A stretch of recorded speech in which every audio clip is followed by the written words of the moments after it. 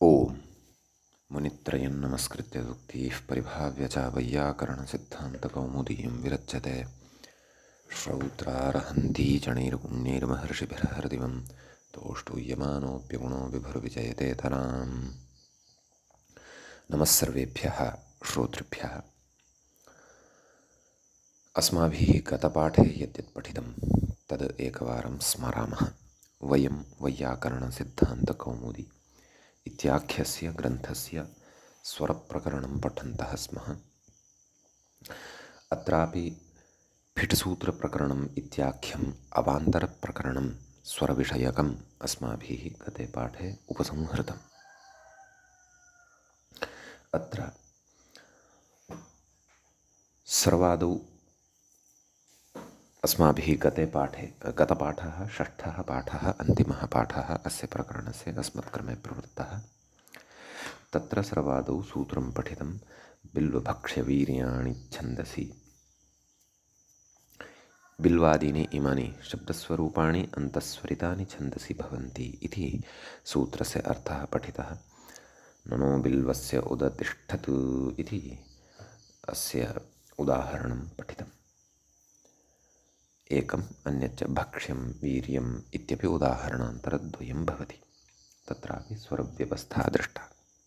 ततः त्वत्त्वसमसिमेत्यनुच्चानि इति अग्रिमं सूत्रं पठितं। त्वत् त्वसमसिम एते सर्वनामसंज्ञकाः ये शब्दाः अथवा यानि शब्दस्वरूपाणि तानि सर्वानुदात्तानि भवन्ति इति अस्य अर्थः दृष्टः। स्तरीर्त्वत् उत त्वः पश्यन् नभन्तामन्यके समे सिमस्मै इमानि उदाहरणानि दृष्टानि। ततः सिमस्याथर्वणेन्त उदात्तः इति अग्रिमं सूत्रं पठितम्। अथर्वणः इति प्रायिकं तत्र दृष्टस्य इत्येवं परं वा इत्युक्तं। नाम अथर्ववेदे सिमशब्दस्य अन्तः अच् उदात्तः भवति इति सूत्रस्य अर्थः दृष्टः। तेन वा सस्तनुते सिमस्मै इति ऋग्वेदेपि भवत्येव इत्युक्तं। नाम इदं प्रायिकं वर्तते अथर्वणः इति। ततः अग्रिमं सूत्रं पठितं निपाताः आद्युदात्ताः इति। स्वाहा इति उदाहरणं तत्र दृष्टं। ततः उपसर्गश्चाभिवर्जम् इति अग्रिमं सूत्रं पठितम्।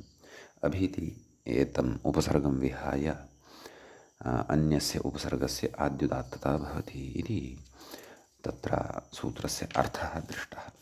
ततश्च एवादीनामन्तः एवादीनाम् इति एवमादीनाम् इति पाठान्तरमत्र भवति।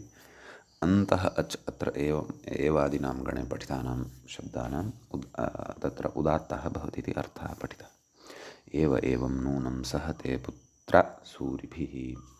षष्ठस्य तृतीये सहस्य सः इति प्रकरणे सः शब्दस्य आद्युदात्तः इति प्राञ्चः तच्चिन्त्यम् इति उक्तं दीक्षितेन। ततः वावादीनामुभावुदात्तौ इति अग्रिमं सूत्रं पठितं। वावादिगणपठितानां शब्दानाम् उभौ अपि स्वरौ उदात्तौ भवतः उभौ ग्रहणम् अनुदात्तं पदमेकवर्जम् इत्यस्य बाधाय इति तत्र उक्तं। ततः चादयोनुदात्ताः इति अग्रिमं सूत्रं पठितं। चादिगणपठिताः शब्दाः तत्र अनुदात्ताः भवन्ति। च वाह अह इत्यादयः इति सूत्रस्य अर्थः दृष्टः। उदाहरणानि च इमानि चर्चितानि। ततः यथेति पादान्ते नाम यथा इति यदि पादान्तस्य भवति तर्हि तस्य सर्वानुदात्तता भवति इति अर्थः दृष्टः। तन्नेमिं ऋभवो यथा इति पठितं। ततः पादान्ते किं यथा नो अदितिः करत् इति दलकृत्यमपि तत्र चर्चितं।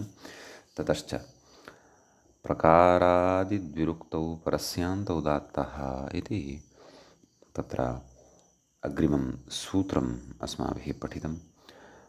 पटुपटुः इति नाम प्रकारादिद्विरुक्तिः या उक्ता भवति तत्र परतः विद्यमानस्य प्रातिपदिकस्य अन्त्यस्य अचः उदात्तः भवति इति तत्र पठितं। ततश्च शेषं सर्वमनुदात्तम् इति पठितं। शेषं नित्यादिद्युरुक्तस्य परम् इत्यर्थः। प्रा प्र प्रप्रायं दिवे दिवे इति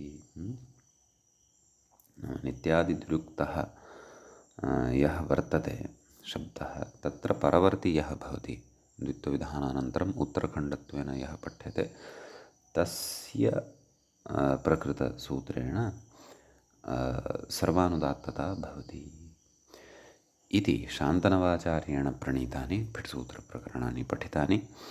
अस्य भिट्सूत्रप्रकरणस्य च अन्तिमः पाठः षष्ठः अस्माकं क्रमे सम्पन्नतां गतः।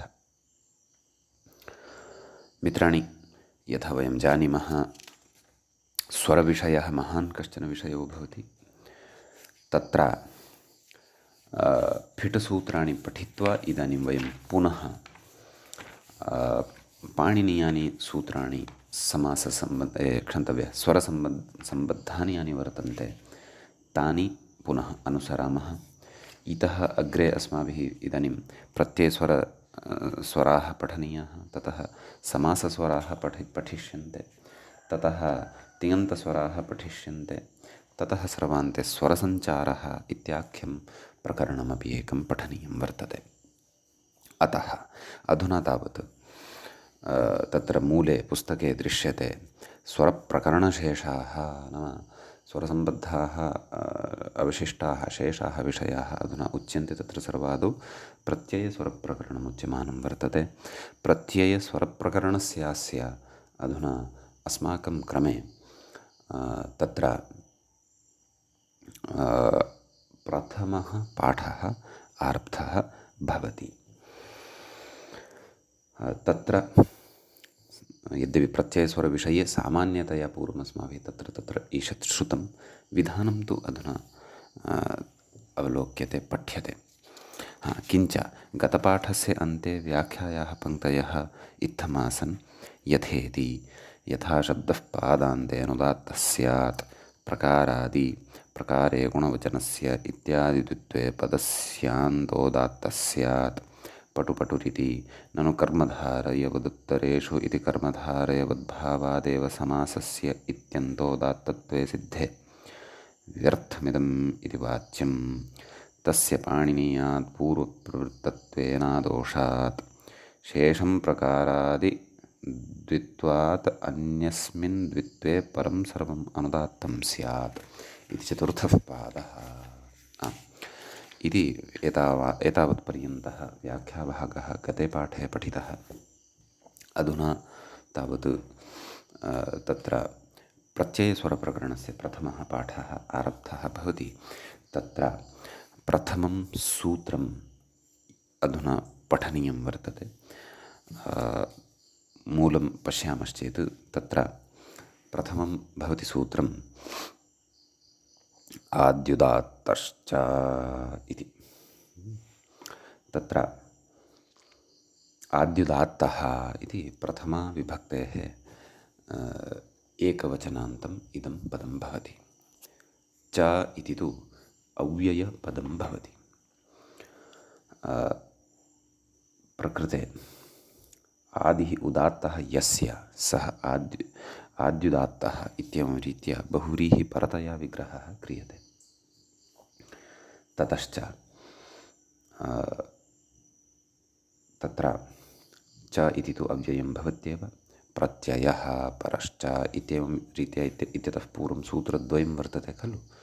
तत्र प्रत्ययः इत्येतस्य अधिकारः अत्र सम्बद्धः भवति। समीचीनं। ततः सूत्रार्थः द्रष्टव्यः वर्तते। मूले सूत्रार्थः कृतः प्रत्ययः आद्युदात्तः एव स्यात्, नाम यः कश्चन प्रत्ययो भवति सः आद्युदात्तः भवति इति।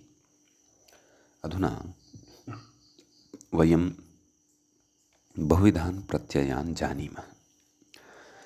केचन प्रत्ययाः एकाचः भवन्ति, केचन प्रत्ययाः अनेकाचः भवन्ति। अतः यत्र तु प्रत्ययाः अनेकाचः वर्तन्ते तेषु अनेकाक्षु प्रत्ययेषु प्रथमः यः स्वरः भवति, प्रथमः यः अच् भवति तस्य आद्युदात्तता भवति इति विषयः तु स्पष्टतया तत्र अनुप्रयोक्तुं शक्यः, अवगन्तुं वा शक्यः। परन्तु यस्मिन् प्रत्यये तावत् एकः एव अच् वर्तते, तत्र कः आदिः इति चेत् व्यपदेशिवद्भावेन स एव आदिः भवति। व्यपदेशिवदेकस्मिन् इति एषा च व्यवस्था, आद्यन्तवदेकस्मिन् इति इत्यादि सूत्रादारभ्य वयं मध्ये मध्ये श्रुतवन्तः स्मः एव। समीचीनं। तर्हि अयमत्र अर्थः भवति। ततः उदाहरणं पश्यामः। प्रथमम् उदाहरणं तत्र उपस्थाप्यते। अग्निः, व्याख्याता च कथयति अग्निरिति तत्र कथयति अङ्गेर्नलोपश्च इति निप् प्रत्ययः इति। अङ्गति, गच्छति, प्राप्नोति, जानाति वा इति एतादृशेषु विग्रहेषु प्रकृते अगिगत्यर्थः इदित् धातुः भवति, तस्य नुमागमः भवति। अङ्गेर्नलोपश्च इति सूत्रञ्च अस्माभिः उणादिषु पठितं वर्तते। एतेन सूत्रेण प्रकृते नि इति प्रत्ययः भवति। अग्नि, नकारस्यापि लोपः भवति, अग्नि इति भवति। ततः उणादीनां कृत्वं भवति इति कृत्वा कृत्तद्धितसमासाश्च इत्यनेन तत्र प्रातिपदिकसंज्ञा भवति। ततः प्रकृते नि इति यः प्रत्ययः वर्तते तस्य आद्युदात्तता भवति। तन्नाम क्षन्तव्यः व्यपदेशिवद्भावं पुरस्कृत्य नि इत्यस्य यः इकारः स एव आदिभूतः, तस्यैव अत्र आद्युदात्तता, आद्युदात्तश्च इत्यनेन भवति। ततः अनुदात्तं पदमेकवर्जम् इत्यनेन शेषनिघातः भवति। अवशिष्टः यः अ इति स्वरः तस्य अनुदात्तता भवति। अतः प्रकृते अ इति अच् अनुदात्तः भवति। ग्नि इत्यत्र विद्यमानः इकारः इरूपः अच् तत्र प्रकृतसूत्रेण उदात्तः भवति, आद्युदात्तः भवति इति विशेषः। एवमेव च तत्र अन्येषु प्रत्ययेषु अपि आद्युदात्ततायाः विधानम् अथवा आद्युदात्तत्वस्य विवेकः कार्यः। ततः अग्रिमम् उदाहरणं वयं पठामः। तत्र कर्तव्यम् इत्यस्ति। सम्यक् कथयति व्याख्याता। तव्यप्रत्ययः कृधातोः प्रकृते तव्यत्तव्यानीयरः इत्यनेन तव्यप्रत्ययः भवति। समीचीनं। तर्हि प्रकृते तव्य इत्यत्र तत्र नाम कृ तव्य धातोः गुणः भवति। कर्तव्य, तव्य इति प्रत्ययस्य यः आदिः स्वरः वर्तते, तकारात् परतः विद्यमानः अकारः, तस्य उदात्तता प्रकृतसूत्रेण भवति। ततः शेषनिघातः भवति अनुदात्तं पदमेकवर्जम् इत्यनेन। ततश्च तत्र नाम कर् इत्यत्र विद्यमानः ककारात् परतः अकारः सः अनुदात्तः सम्पद्यते। ता इत्यत्र विद्यमानः अकारः उदात्तः अस्ति एव। ततः उदात्तादनुदात्तस्य स्वरितः इत्यनेन व्या इत्यत्र विद्यमानः यः अकारः सः स्वरितः भवति इति। व्याख्याता किं कथयति इति पश्यामः। तव्यतस्तु तित्स्वरितात् तित्वात् स्वरितो वक्ष्यते। नाम तव्यप्रत्ययविषयः एव अयं वर्तते।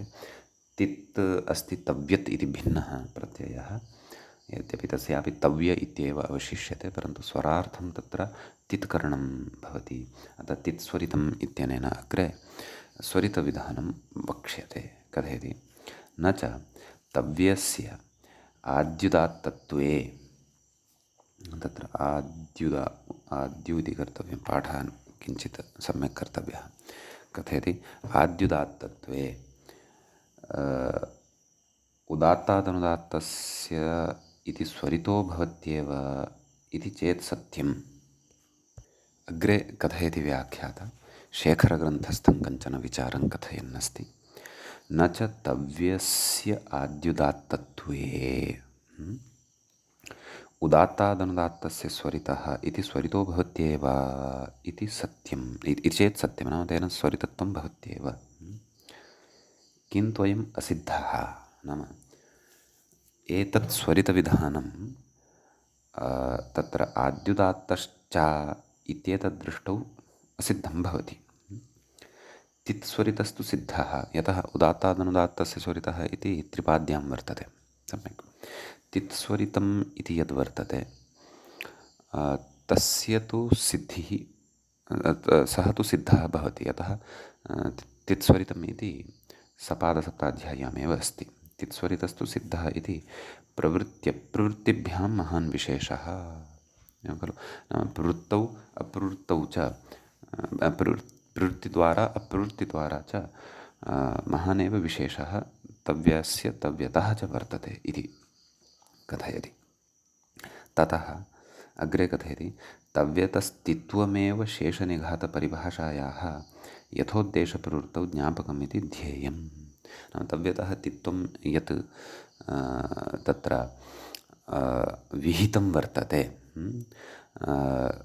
सा तत्तित्वमेव ज्ञापयति यत् तत्र शेषनिघातपरिभाषा, नाम अनुदात्तं पदमेकवर्जम् इति या परिभाषा वर्तते सा परिभाषा यथोद्देश प्रवृत्तिं पुरस्कृत्य तत्र त्रिपाद्यां न प्रवर्तते, परन्तु सपादसप्ताध्याय्यां यत्र तस्याः उद्देशः वर्तते तत्रैव सा प्रवर्तते इति भावः।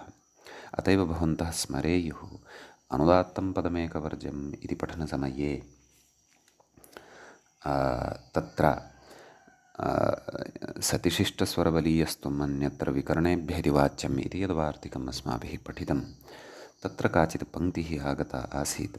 तत्र उक्तम् एतेन व्याख्यात्रा नन्वेवं तमिति, नाम गोपायतमित्यत्र तमिति स्वरितमाश्रित्य अनुदात्तं पदमेकवर्जमिति परिभाषया शेषनिघातः स्यात् इति चेन्मैवं यथोद्देशपक्षाश्रयणेन इयं परिभाषा त्रिपाद्यान्न प्रवर्तते। सम्यक्। इत्यत्र ज्ञापकं तव्यतस्तित्वं यतो नावः इति च, नाम तव्यत् प्रत्ययस्य तित्वं यद् भवति तत् यतो नावः इति च तत्र ज्ञापकं भवति इति तत्र उक्तम्। इति अत्र तद् ज्ञापकं कथं भवति इत्यत्र तु चिन्तनम् इतोपि कर्तुं शक्यते। नाम तव्यतः तित्वकरणम् अनुदात्तं पदमेकवर्जमिति एषा परिभाषा यथोदेशपक्षमाश्रित्य त्रिपाद्यां न प्रवर्तते, सपादसप्ताध्याय्यामेव शेषनिघातं करोति इति यदुच्यते तस्याः फलं तु द्रष्टव्यं वर्तते, चिन्तनीयं वर्तते, प्रयोजनम् अत्रापि इतोपि विचारणीयं वर्तते। एकवारं वयं नागेशमपि अत्र पश्यामः, कथयति पश्यन्तु। तव्यतोऽयं नाम कर्तव्यमिति, तव्यतोऽयं तव्यत्तो त्वातस्वरितः यद्यपि तव्यस्यापि आद्युदात्तं शेषनिघाते कृते उदात्तादनुदात्तस्येति, नाम उदात्तादनुदात्तस्य स्वरितः इति स्वरितो भवत्येव। तर्हि तव्यत् इत्यत्र तित्करणं कुतः कथयति, तथापि तस्य असिद्धत्वात्, नाम उदात्तानुदात्तस्य स्वरितः इति असिद्धत्वं भजते, असिद्धत्वात् तन्निमित्तकशेषनिघात अप्रवृत्त्या, एवं खलु। तन्निमित्तकः नाम तत्स्वरितनिमित्तकः शेषनिघातः यः भवति अनुदात्तं पदमेकवर्जं, तस्य अप्रवृत्त्या, तस्य प्रवृत्तिः न भवति। कुतः? यथा असिद्धः सः, अप्रवृत्त्या तित्वनिमित्तके च तत्प्रवृत्त्या, तित्वनिमित्तके च तस्य शेषनिघातस्य प्रवृत्तिः भवति। यदा तित्वनिमित्तत्वात् तित्स्वरितमित्यनेन स्वरितविधानं भवति। महान् फले विशेषः, नाम फले प्रयोजने विशेषः वर्तते इति। अतः तव्यतस्तित्वकरणं विधेयम् इति तस्य अत्र समर्थनं प्रतिपादनं वा कृतं वर्तते इति भावः। समीचीनं। ततः अस्तु, अत्र यावच्छक्यम् एतं विचारम् उद्ग्रन्थस्थम् अवगन्तुं यतेमहि। तत्र एतत् सूत्रगतः विचारः तु अत्र सम्पन्नः भवति। इदानीम् अव्यवहितं साक्षात् अग्रिमं सूत्रं वयं पठामः। मूले सूत्रमस्ति अनुदात्तौ सुप्पितौ इति। तत्र अनुदात्तौ इति प्रथमाविभक्तेः द्विवचनान्तं भवति, सुप्पितौ इत्यपि प्रथमाविभक्तेः द्विवचनान्तं भवति। तत्र सुप् च पित च सुप्पितौ इतरेतरयोगद्वन्द्वः भवति। प्रत्ययः इति प्रकृते वचनविपरिणामेन अनुवर्तते। अर्थः स्पष्टः एव अस्ति। नाम सुप् प्रत्ययः पित् प्रत्ययः च यः कोऽपि वर्तते सः अनुदात्तः भवति इति। तत्र विद्यमानः अच् अनुदात्तः भवति इति सूत्रस्य अर्थः। तत्र उदाहरणं द्रष्टव्यं। तत्र किमुक्तं, पूर्वस्यापवादः मूले। पूर्वं तु आद्युदात्तश्च, परन्तु सर्वोऽपि स्वरः तथा न क्षन्तव्यः, सर्वोऽपि तत्र प्रत्ययः आद्युदात्तः इति न। सुप् प्रत्ययः अथवा पित् कश्चन प इति यस्य सः पित् कश्चन प्रत्ययः वर्तते, सः तु अनुदात्ततां भजते इति भावः इत्यस्ति। एवं तर्हि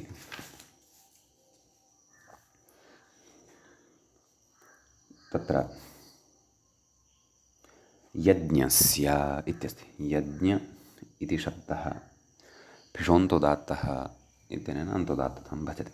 ततः प्रकृते षष्ठीविभक्तेः एकवचने यः सुप् आगच्छति सः नस् भवति, तस्य अस् इति अवशिष्यते। तस्यापि स्थाने वस्तुतः अत्र टाङ्सिंहामिनात्स्याः इत्यनेन स्य इति आदेशो भवति। स्थानिवद्भावेन प्रत्ययधर्मः स्य इति आदेशेऽपि भवति। अतः अनुदात्तौ सुप्पितौ इत्यनेन स्य इत्यत्र विद्यमानः यः अकारः सः अनुदात्तः भवति। सम्यक्। यज्ञ इति अन्तोदात्ततां तु भजते एव। अतः उदात्तादनुदात्तस्य स्वरितः इत्यनेन ज्ञ इत्यत्र विद्यमानः यः अकारः सम्यक् उदात्तभूतः, ततः परतः स्य इत्यस्य अकारः यः वर्तते तस्य स्वरितत्वविधानं भवति, यस्य प्रकृतसूत्रेण अनुदात्तविधानं कृतं। नाम अनुदात्तौ सुप्पितौ इत्यनेन अनुदात्तस्य अकारस्य उदात्तादनुदात्तस्य स्वरितः इत्यनेन स्वरितविधानं जायते। सम्यक्। ततः अग्रे कथयति नयो युच्छति शक्तिपोरनुदात्तत्वे स्वरितप्रचयौ इति कथयति। व्याख्याता कथयति युच्छ प्रमादे अयं धातुः वर्तते। कथयति धातोः इति अन्तोदात्तः।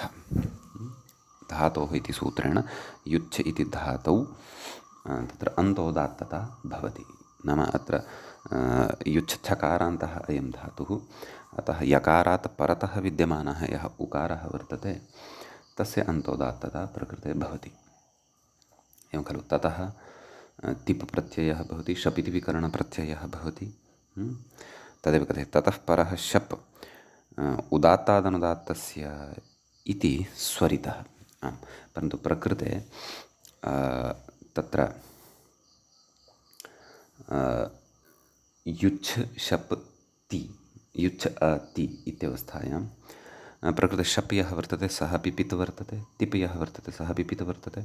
अतः अनुदात्तौ सुप्पितौ इत्यनेन उभयोः अनुदात्तता भवति। सम्यक्। ततः यु इत्यत्र विद्यमानः यः उकारः वर्तते सः तु उदात्तः वर्तते। अतः युच्छति इत्यत्र छकारात् परतः यः अकारः वर्तते, शब्रूपः अकारः, तस्य उदात्तानुदात्तस्य स्वरितः इत्यनेन स्वरितविधानं भवति। सम्यक्। ततः स्वरितात् परतः अनुदात्तः यः ति वर्तते तस्य ति इत्यस्य इकारः यः वर्तते तस्य स्वरितात् संहितायामनुदात्तानां व्याख्याता कथयति पश्यन्तु इति तिपः प्रचयः नाम तिप् इत्यत्र विद्यमानः यः इकारः तस्य प्रचयः नाम एकश्रुतिः भवति इति भावः उक्तं खलु शप्तिपोः अनुदात्तत्वे स्वरितप्रचयौ स्वरितविधानं तत्र तस्य च नाम प्रचयत्वं भवति तिपः इकारस्य इति विवेकः प्रकृते कर्तव्यः समीचीनम् नागेशः कथयति प्रचयः एकश्रुतिः स्पष्टतार्थं तद् यद्यपि अस्माभिः पूर्वमपि अवगतमेव दृष्टमेव अत्र प्रचयः अर्थात् एकश्रुतिः भवति प्रचयः नाम एकश्रुतिः इति उभयोः अर्थः समानः एव भवति इति भावः एवमेव अन्येषु अपि क्रियापदेषु तत्र गच्छति पठति हसति इत्यादिषु अपि अवगन्तव्यं सम्यक् चित्स्वरविषये अस्माभिः तत्र चित्सु प्रत्ययेषु उच्यते स्म चित्करणं चित्स्वरार्थं तच्च स्वरप्रकरणे स्पष्टी भविष्यति इति अतः सः विषयः अधुना अस्माकं पुरतः अत्र उपस्थितः वर्तते अग्रिमं सूत्रं पठामः मूले व्याख्यायाञ्च अग्रे सूत्रं दृश्यते चितः इति तत्र तृतीयाध्याये प्रथमे पादे तृतीयेन चतुर्थेन च सूत्रेण प्रत्ययसम्बद्धं स्वरविशेषम् उक्त्वा साक्षात् इदानीं 63 सूत्रं पठन्नस्ति ग्रन्थकारः चितः इति तत्र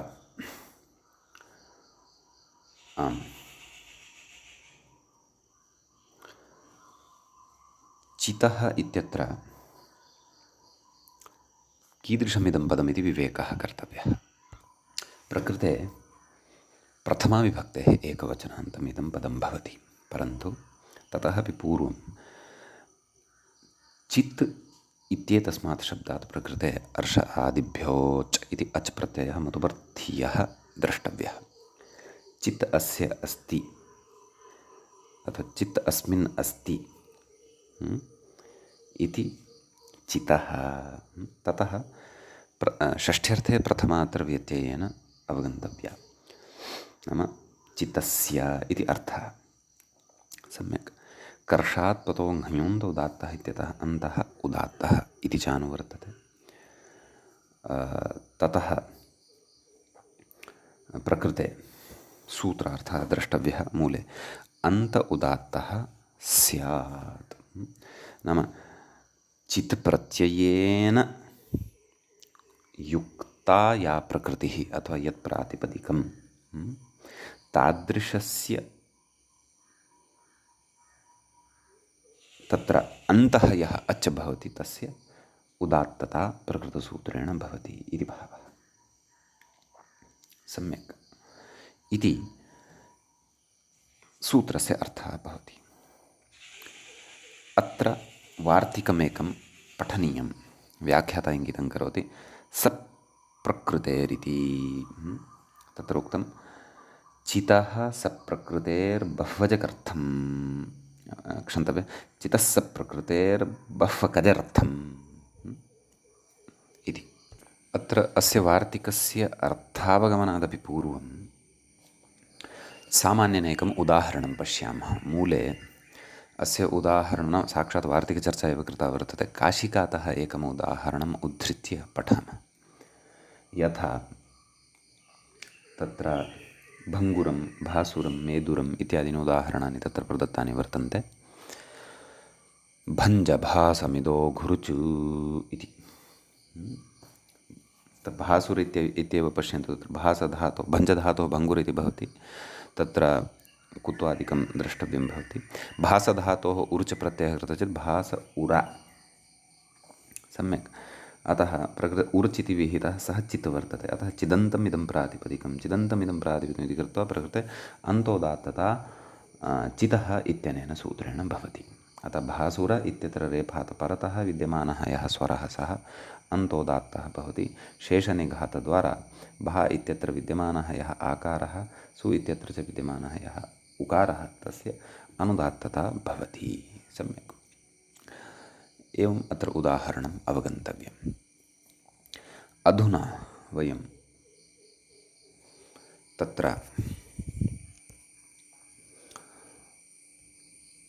वार्तिकविषये चिन्तनं कुर्मः, वार्तिकं पश्यामः। तत्र चितः सप्रकृतेर्बह्वजकर्थं चितः सप्रकृतेर्बह्वकजर्थम् इति खलु उक्तम्। अस्य वार्तिकस्य वयं पदच्छेदं यदि कुर्मः तर्हि चितः तत्र चित् इति इत्येतस्य प्रत्ययस्य षष्ठ्यान्ततया अत्र पदं गृहीतुं शक्यते। सप्रकृतेः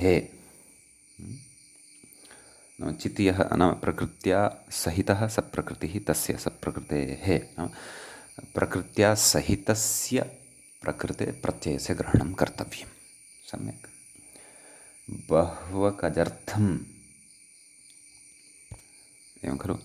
तत्र बहु अकच् अर्थं नाम बहु इत्यनेन बहु च प्रत्ययः अवगन्तव्यः, अकच् इत्यनेन अकच् इति प्रत्ययः अवगन्तव्यः, बहु च प्रत्ययः पठितः खलु पूर्वं। किं तत्र विभाषासुपो बहु च पुरस्तात्तु इति अकच् अकच तत्र अव्ययसर्वनाम्नाम् अकच् प्राक्टेः इति नाम एतदर्थम् एतत् प्रत्ययद्वयर्थं तत्र वक्तव्यं यत् प्रकृतिप्रत्ययस्य समुदायः यः अस्ति तस्य अन्तः उदात्तः वक्तव्यः इति।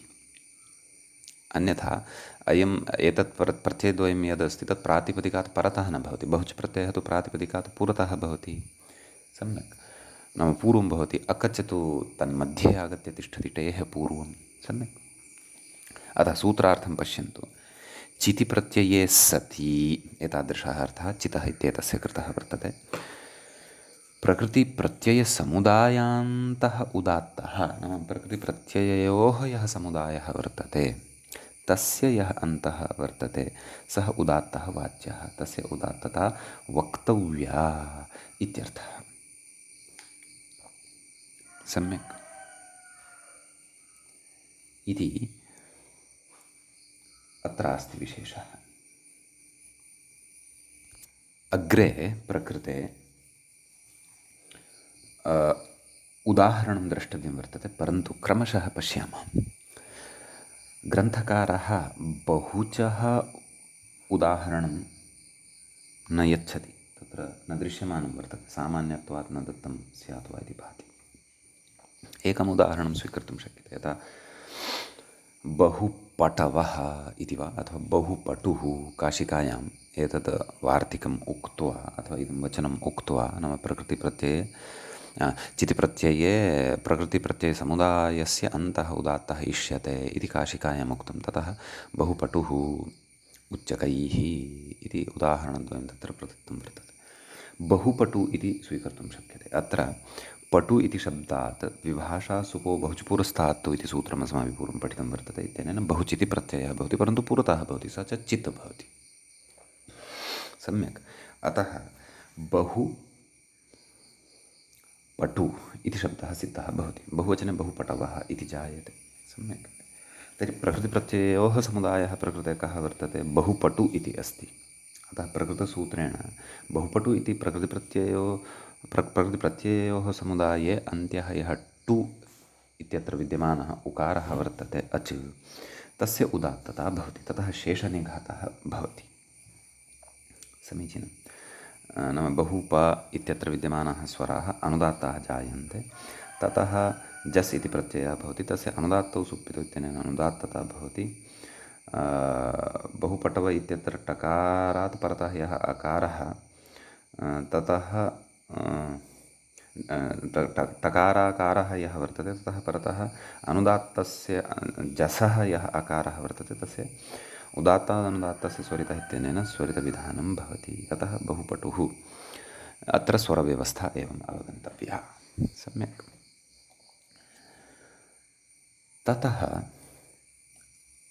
प्रकृते अकचः उदाहरणं पश्यामः। किमस्ति? नभन्तामन्यके समे इत्यस्ति। सम्यक्। तर्हि तत्र अन्यके इत्यत्र स्वरविचारः कर्तव्यः। अन्यशब्दः भवति, सर्वनामशब्दः अस्ति, सर्वादिगणे पठितः अस्ति, अतः तत्र अव्ययसर्वनाम्नाम् अकच् प्राक्टेः इत्यनेन अकच् प्रत्ययः टेः पूर्वं जायते। अकचः अक् इति अवशिष्यते इति वयं जानीमः। अतः अन्यक इति शब्दः सिद्धः भवति। सम्यक्। प्रकृते प्रथमाविभक्तेः बहुवचने अन्यके जसः षि इत्यादिकं कृत्वा भवति। तन्मध्ये पतितन्यायेन अन्यक इति शब्दस्यापि सर्वनामत्वं भवत्येव इति कृत्वा जसः षि इत्येतस्य प्रकृते प्रवृत्तिः भवति। सम्यक्। ततः अन्यक इत्यत्र प्रकृतिप्रत्ययोः समुदायः यः अयं वर्तते, अत्र मध्ये प्रत्ययः वर्तते। तत्र अन्त्यः यः ककारात् परतः अकारः तस्य प्रकृतसूत्रेण केन चितः इत्यनेन अन्तोदात्तता भवति एतद् वार्तिकसाहाय्येन। ततः शेषनिघातः भवति अन्यके इति भवति, नाम अनुदात्तं पदमेकवर्जं। शेषनिघातो नाम अनुदात्तं पदमेकवर्जम् असकृतश्रुतं वर्तते। सम्यक्। उदाहरणान्तरं प्रस्तौति यके सरस्वतीमनु। सम्यक्। तर्हि तत्र अत्र यच्छब्दः भवति अकच्, अकचा सहितस्य अत्र तत्र यकद् इति प्रातिपदिकं भवति। तत्र स्वादिकार्याणि सर्वं कृत्वा त्यदादिनामः इत्यादिकं कृत्वा पररूपादिकं कृत्वा जसि परतः यके इति रूपं भवति। सम्यक्। अतः प्रकृते यके इत्यत्र अन्तोदात्तता भवति। शेषनिघातात् यकारात् परतः विद्यमानः यः अकारः वर्तते तस्य अकारस्य अत्र अनुदात्तता भवति। एवमेव अग्रिमम् उदाहरणं प्रकृते प्रदत्तं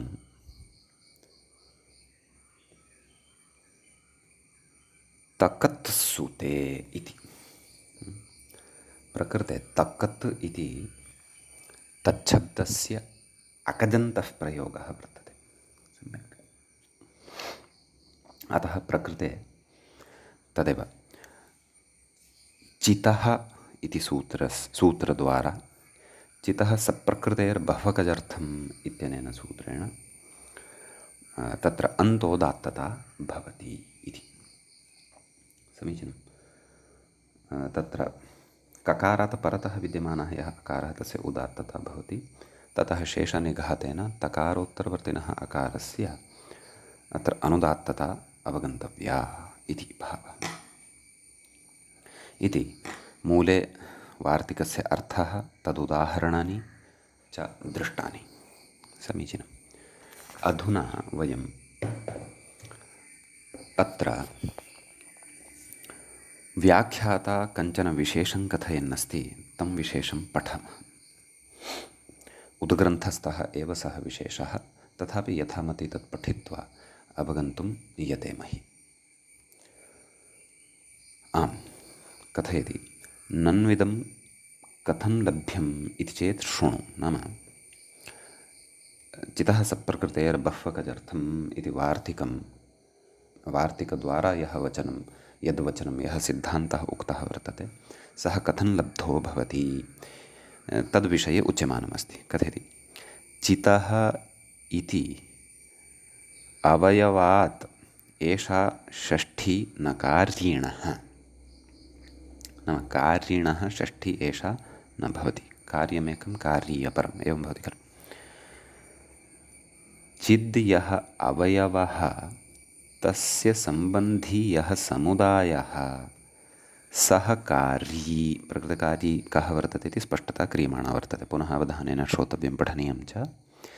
चित्त यः अवयवः कः प्रत्ययविशेषः, तस्य सम्बन्धी यः समुदायः, नाम प्रकृतिप्रत्ययोः कश्चन समुदायः भवति खलु, सः कार्ये अथवा चिदस्यास्ति सः चितः। अर्ष आदेः आकृतिगणत्वात् अच् प्रत्ययः षष्ठ्यर्थे प्रथमा, तेन चिद्वतः समुदायस्य इत्यर्थः प्रकृते लभ्यते। सम्यक्। नाम एवं युक्त्या अयमर्थः गृह्यते। अत्र च लिङ्गम् अकचश्चित्करणं नाम चितः सप्रकृतेर्बह्वकचर्थम् इति यदुक्तं खलु, तत्र अकचः चित्करणं लिङ्गं भवति इति। अन्यथा चतुष्करोतीत्यादौ रात्सस्य इत्यस्य असिद्धत्वात् सुजस्य इत्येव क्षन्तव्य अन्यथा इत्यतः पठनीयम्। अन्यथा तस्यैकाच्त्वात् अनर्थकं तत् स्यात्। नाम अकच् यः वर्तते सः एकाच् भवति, तस्य अक् इति अवशिष्यते। एकाच्त्वात् तद् अनर्थकं स्यात्, नाम चित्करणम् अनर्थकं स्यात्। तर्हि इदानीम् एकाजाश्रितः चित्स्वरः कथं प्राप्नोति, येन प्रकृते अकचः चित्करणस्य वैयर्थ्यं स्यात् इत्येतस्मिन् विषये अपि अत्र चिन्तनम् इतोपि अधिकतया कर्तुं शक्यते। प्रकृते नागेशः किमपि कथयति वा इति द्रष्टुं शक्यते। अस्तु, सद्यः एतावता अलं। विशेषस्तु उद्ग्रन्थे इतोपि विचारयितुं शक्यः। अयं विचारः कृतः वर्तते, नाम चितः सप्रकृतेर्बह्वचकर्थम् इति अयं सिद्धान्तः वार्तिकत्वेन यः लिखितः सः कथं लभ्यते इति इत्यस्ति। ततः तत्र अन्यके इति उदाहरणविषयेपि कथयन्नस्ति, व्याख्याता कथयति अन्यके इति अव्ययसर्वनाम्नाम् इत्यकच् ततः परा टिरुदात्ता एवं यके तकद् इत्यत्रापि यत्तच्छब्दादकच् बहुचः उदाहरणं तु बहुपटवः इति ज्ञेयं। तस्य उदाहरणं मूले न प्रदत्तमस्ति खलु, अतः इदमेव तत्र उदाहरणत्वेन अस्माभिः अवगन्तव्यम्। सम्यक् इत्यस्ति अत्र विशेषः। ततः अग्रिमं सूत्रम् अधुना वयं पठामः। व्याख्याता तु कथयति ङित्स्वरबाधनार्थम् इति। मूले क्व उक्तमिदं ङित्स्वरबाधनार्थम् इति? अस्ति अस्ति, नाम अग्रिमसूत्रे एव अग्रे उच्यमानं वर्तते, अतः अग्रिमं सूत्रम् अधुना पठामः। सूत्रं भवति तद्धितस्य। तत्र इतः पूर्वं 63 सूत्रं चितः इति पठितं। साक्षात् ततः अनन्तरम् अव्यवहितमेव इदं सूत्रं भवति तद्धितस्य इति। तद्धितस्य इति षष्ठीविभक्तेः एकवचनान्तं पदं भवति तद्धित इति शब्दस्य। कर्षात्पतो घञोन्त उदात्तः इत्यतः उदात्तः इति क्षन्तव्य अन्तः इति उदात्तः इति च अनुवर्तते। चितः इत्यस्यापि अत्र अनुवर्तनं भवति। सूत्रार्थः द्रष्टव्यः। मूले पश्यन्तु, चितस्तद्धितस्य अन्तः उदात्तः, नाम तद्धितान्तः शब्दः तादृशः यत्र तद्धितप्रत्ययः चित् भवति। सम्यक् तादृशान्तस्य चिदन्तस्य अन्तः यः स्वरः सः स्वरः उदात्तः भवति इति। सम्यक् कुतः अस्य सूत्रस्य आरम्भः कृतः वर्तते? किञ्चितः इत्यनेन एषा सिद्धिः न भवति स्म वा इति चेत् तदुच्यते। व्याख्याता कथयति ङित्स्वरबाधनार्थमिदं मूले उक्तमस्ति खलु, पूर्वेण सिद्धे नाम चितः इत्यनेन सूत्रेण एव सिद्धे ङित्स्वरबाधनार्थं नाम ङित्स्वरस्य बाधाय इदं सूत्रमत्र कृतं वर्तते इति भावः। समीचीनम्। एवञ्च ङित्स्वरः कथं प्राप्तः भवति इत्येतस्मिन् विषये तु अस्माभिः चर्चा कर्तव्या वर्तते। उदाह्रियते किं कौञ्जायनाः इति। ततः पूर्वं व्याख्याता कथयति च्फञश्चकारः, च्फञ् प्रत्ययः क्रियते खलु केन? व्रातच्फञोरस्त्रियां कथयति च्फञश्चकारः व्रातच्फञोरस्त्रियाम् इति विशेषणे चरितार्थः। ञकारो वृद्धौ नाम ञकारद्वारा तत्र वृद्धिः भवति तद्धितेष्वचामादेः इत्यनेन तत्र असत्यस्मिन् परत्वात् तत्र असति अस्मिन् नाम तद्धितस्य इति यदि न स्यात् असत्यस्मिन् परत्वात् ञित् स्वरः स्यात् इति भावः ञित् स्वरस्य प्रवृत्तिः स्यात् नित्यादिर्नित्यम् इति तत्र अस्माभिः पठिष्यते पूर्वं श्रुतमस्ति असकृत् इति भावः नाम नैव नित्यादिर्नित्यम् इति पूर्वं पठितं सम्यक् अतः तस्य प्रवृत्तिः स्यात् ञित् स्वरस्य प्रवृत्तिः स्यात् इति नाम आद्युदात्तता स्यात् इति भावः उदाहरणं साध्यते कौञ्जायनाः इति व्याख्याता अपि कथयति कुञ्जस्य गोत्रापत्यम् इत्येतस्मिन् अर्थे अथवा गोत्रापत्यानि इत्येतस्मिन् अर्थे गोत्रे कुञ्जादिभ्यश्चफञ् इत्यनेन सूत्रेण चफञ् इति प्रत्ययः भवति कुञ्जचफञ् कुञ्जफ आयनेयीनीयः इत्यनेन इत्यादिना तत्र फकारस्य आयन् इति आदेशः आदिवृद्धिः फकारस्य लोपः कौञ्जायन इति भवति सम्यक् तदेव व्याख्याता कथयति कुञ्जस्य अपत्यानि बहूनि नाम बहुवचने अत्र विग्रहः कर्तव्यः यथा बहुवचने खलु प्रयोगः दृश्यते कौञ्जायनाः गोत्रे कुञ्जादिभ्यश्चफञ् व्रातच्फयोरस्त्रियाम् इति ञः नाम च्फयन्तात् प्रकृतञप्रत्ययः भवति ञादयस्तद्राजाः तद्राजस्य बहुषु लुक् तद्राजस्य बहुषु तेनैव स्त्रियां तस्य तद्राजप्रत्ययस्य लुक् भवति कौञ्जायन इत्येव अवशिष्यते बहुवचने कौञ्जायनाः इति प्रयोगः भवति अयं प्रयोगः तद्धितप्रयोगः नास्माकं कृते नूतनः पूर्वम् अस्माभिः सुष्ठुतया पठितः वर्तते सम्यक् तर्हि कौञ्जायन प्रकृते तदेव नित्यादिर्नित्यम् इत्यनेन आद्युदात्तता प्राप्ता आसीत् परन्तु तद्धितस्य इत्यनेन सूत्रेण अन्तोदात्तता भवति कौञ्जायन इत्यत्र नकारात् परतः यः अकारः तस्य उदात्तता भवति शेषनिघातः भवति इत्येवम् अत्र स्वरव्यवस्था अवगन्तव्या समीचीनम् इदानीम् अग्रिमं सूत्रं पठामः तत्र मूले सूत्रं दृश्यते साक्षात् अव्यवहितम् अनन्तरं विद्यमानमेव सूत्रं वर्तते अष्टाध्याय्यामपि कितः इति तत्र कितः इति अत्रापि षष्ठ्यर्थे प्रथमा अवगन्तुं शक्यते यथा चितः इत्यत्र अस्माभिः विचारः कृतः तथा खलु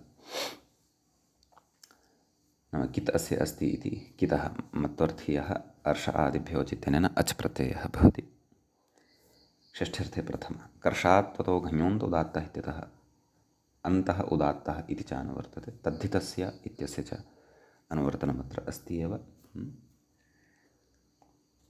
तत्र सूत्रार्थः द्रष्टव्यः कितः तद्धितस्य अन्तः उदात्तः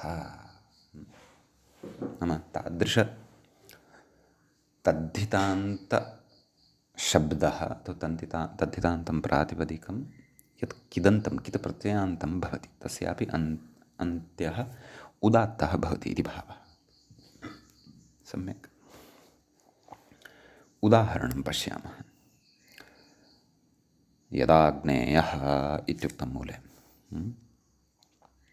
तत्र वस्तुतः उदाहरणं यद् अस्ति तत् साधनीयमस्ति आग्नेय इत्यत्र नाम आग्नेय इत्यत्र प्रत्ययविचारः कर्तव्यः तत्र आग्नेय इति अग्नेर्ढक् इति कथयति सम्यक् अग्निशब्दात् अग्नेर्ढक् इत्यनेन ढक् इति प्रत्ययः भवति अग्नि ढ तस्य आयने यीनीयः फडजगां प्रत्ययादिनाम् इत्यनेन ए आदेशः भवति आदिवृद्धिः किति च आग्नि एय यस्य च इत्यनेन तत्र तत्र इकारलोपः भवति आग्नेय। सम्यक्। ततः तदेव कितः इत्यनेन अन्तोदात्तता भवति। यकारात् परतः विद्यमानस्य अकारस्य उदात्तविधानं शेषनिघातः भवति। अनुदात्तं पदमेकवर्जम्। अन्यौ द्वौ स्वरौ अनुदात्तभूतौ सम्पद्येते। एवम् अत्र स्वरविचारः क्रियते। समीचीनं। ततः अग्रिमं सूत्रमधुना पठामः। व्याख्याता अग्रिमसूत्रं प्रति इङ्गितं करोति। तिसृ इत्युक्त्वा तत्र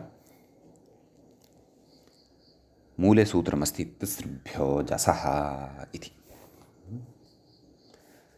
तिसृभ्यः इति पञ्चमी विभक्तेः बहुवचनान्तं पदं भवति।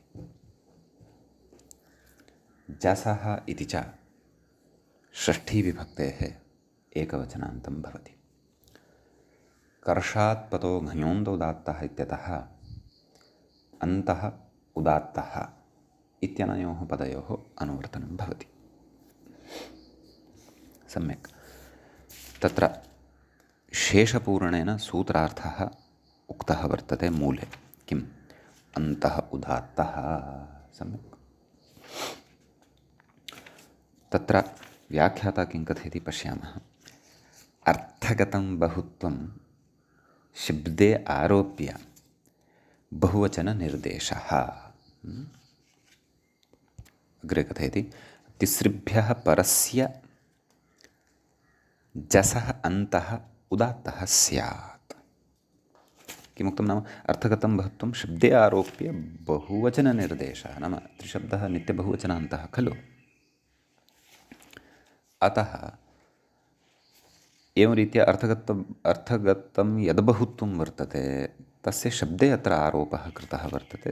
ततः बहुवचनस्य निर्देशः प्रकृते कृतः वर्तते। बहुवचननिर्देशे इदं प्रयोजनं भवति इति भावः इत्यस्ति। सूत्रार्थः ज्ञातः।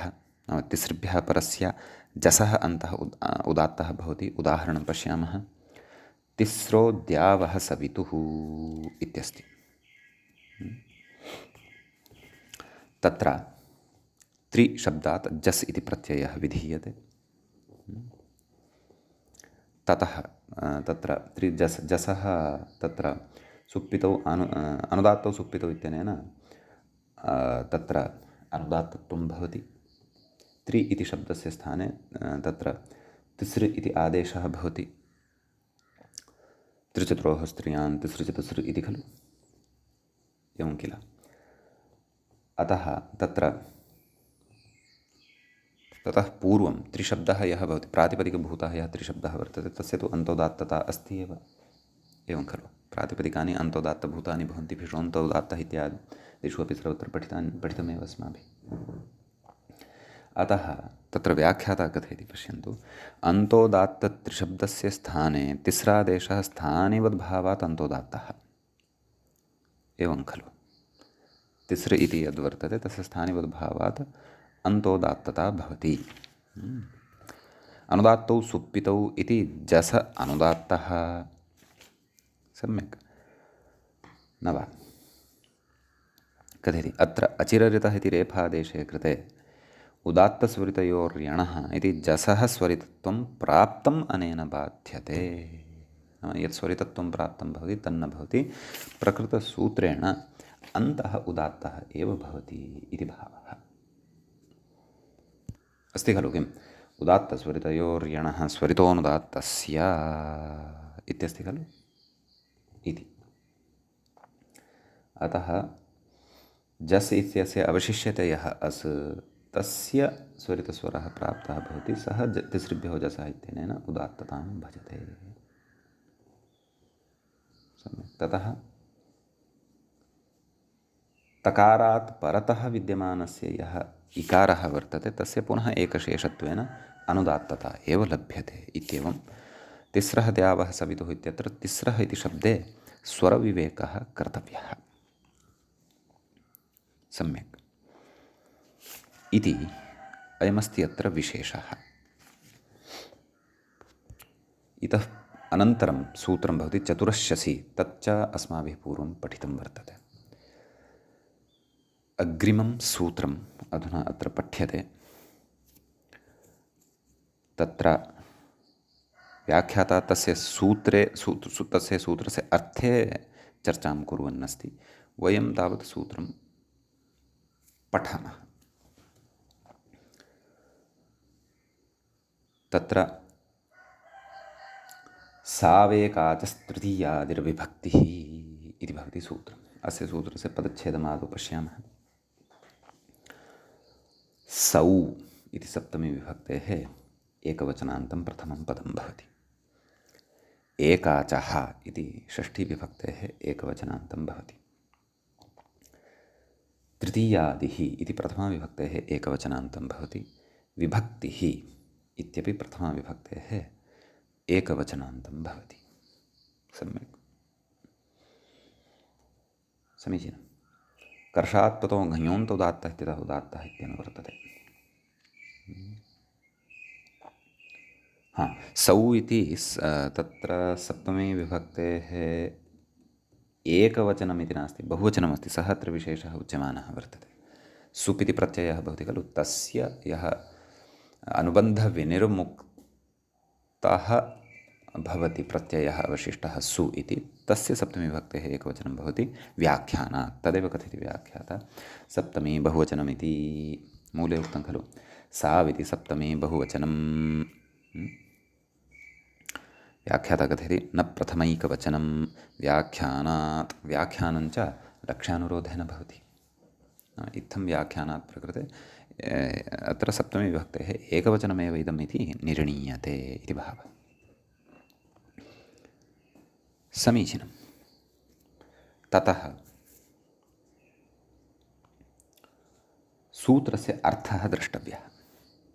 सौ एकाचः तृतीयादिः विभक्तिः इति खलु सूत्रं। पश्यन्तु मूले, तत्र यः एकाच्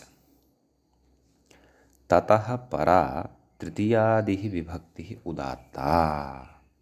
नाम तत्र सप्तमी विभक्तौ यः सुप् इत्यस्य सु इति यद् अवशिष्यते, सः यदि परतः भवति, तस्मिन् परतः सति यः शब्दः एकाच् भवति, तस्मात् शब्दात् परतः तृतीयातः आरभ्य सप्तमीं विभक्तिं यावत् सप्तमीं यावत् या विभक्तिः भवति, सा विभक्तिः उदात्ता भवति इति भावः। इतोपि विस्तरेण स्पष्टता उदाहरणे प्रकृते भविष्यति। नाम कथमिमानि निमित्तानि तत्र उपलभ्यन्ते इति भावः।